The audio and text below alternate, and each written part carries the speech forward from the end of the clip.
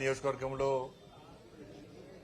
గంభీరావుపేట మండలంలో కేంద్ర ప్రభుత్వ నిధులతోని చేపట్టినటువంటి అభివృద్ధి పనులను ప్రారంభించడం జరిగింది. దానికోసం ఈరోజు గంభీరావుపేట రావడం జరిగింది. గతంలో ఈ మండల ప్రజలకు హామీ ఇచ్చిన విధంగా వాళ్ళ బర్నింగ్ ఇష్యూ ప్రతిరోజు ఇబ్బంది పడుతున్నటువంటి సమస్యలను గుర్తించి వాటిని కేంద్ర ప్రభుత్వం నరేంద్ర మోడీ గారి ప్రభుత్వం యొక్క నిధులతోని ఆ పనులను చేపట్టి ఈరోజు ప్రారంభించడం జరిగింది. ముఖ్యంగా లింగన్నపేట నుంచి కొరుట్లపేట వరకు వయా మల్లారెడ్డి పేట మీదుగా 15 కోట్ల రూపాయలు విలువ చేసినటువంటి 15 కోట్ల రూపాయలతో నిర్మించినటువంటి రోడ్డు నిర్మాణాన్ని ఈరోజు ప్రారంభించడం జరిగింది.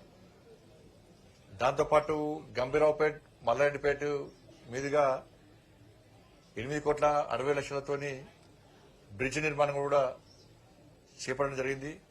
గతంలో గంభీరావుపేట నుంచి మల్లారెడ్డిపేట రావాలంటే లింగన్నపేట తిరిగి వచ్చేటువంటి అవకాశం ఉండే.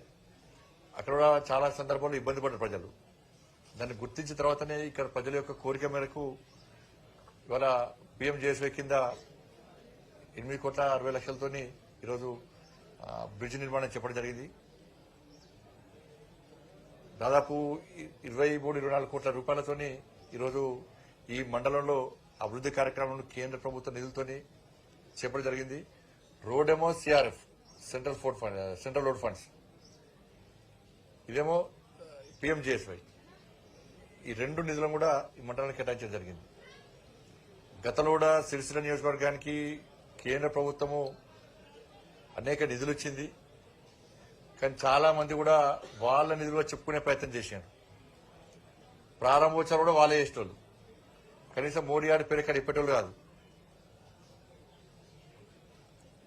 కానీ ఈ తెలంగాణ రాష్ట్ర అభివృద్ధికి వచ్చే నిధులను కూడా కేంద్ర ప్రభుత్వానికి, కానీ రాష్ట్ర ప్రభుత్వానికి కేంద్రం ఎప్పుడు సహకరిస్తున్నది, ఇంకా సహకరించడానికి సిద్ధంగా ఉంది. నరేంద్ర మోడీ ప్రభుత్వానికి, ఎన్డీఏ ప్రభుత్వానికి రాజకీయాలు ముఖ్యం కాదు, ఈ దేశ అభివృద్ధి ముఖ్యం. ఈ దేశంలో అంతర్భాగమైనటువంటి తెలంగాణ రాష్ట్ర అభివృద్ధి కూడా ముఖ్యమే.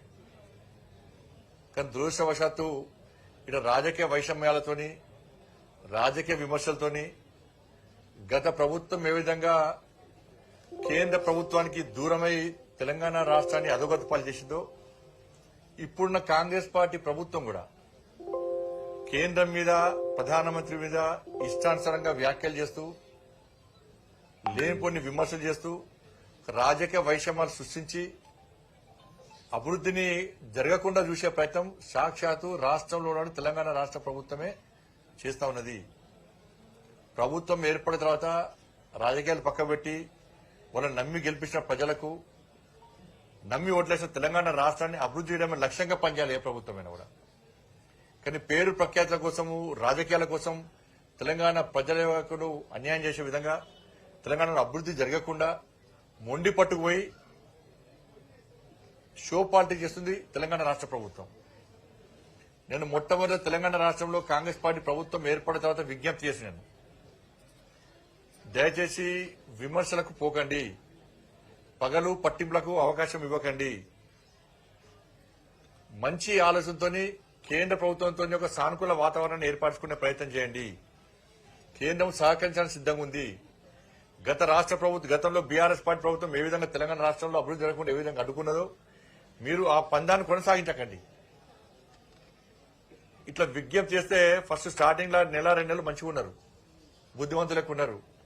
ఈ 1-2 నెలల తర్వాత స్టార్ట్ చేసిన ప్రధానమంత్రి స్థాయిని చూడకుండా కూడా ఇష్టానుసారంగా వ్యాఖ్యలు చేస్తారు మంత్రులు, ఎమ్మెల్యేలు, కాంగ్రెస్ పార్టీ నాయకులు. ఇది మంచి పద్ధతి కాదు. కేంద్రం సహకరించడానికి సిద్ధంగా ఉన్నప్పుడు మీరు కూడా దానికి సిద్ధమే రావాలి.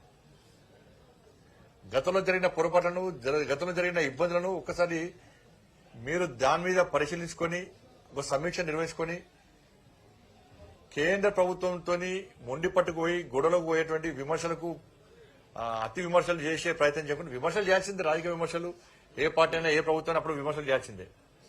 కానీ మితిమీరి విమర్శలు చేసి పార్టీల మధ్య తీసుకొస్తే ఇది తెలంగాణ రాష్ట్ర ప్రజలకు అన్యాయం జరిగేటువంటి ప్రమాదం ఉంది.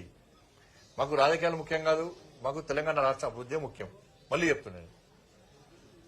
అందుకే నరేంద్ర మోడీ గారి మీద విశ్వాసంతో, నరేంద్ర మోడీ గారి నాయకత్వాన్ని నమ్మి, నరేంద్ర మోడీ గారు ఇచ్చినటువంటి అభివృద్ధి మంత్రాన్ని విశ్వసించి మహారాష్ట్ర ప్రజలు ఎన్డీఏ ప్రభుత్వానికి ఇలా పట్టం కట్టారు.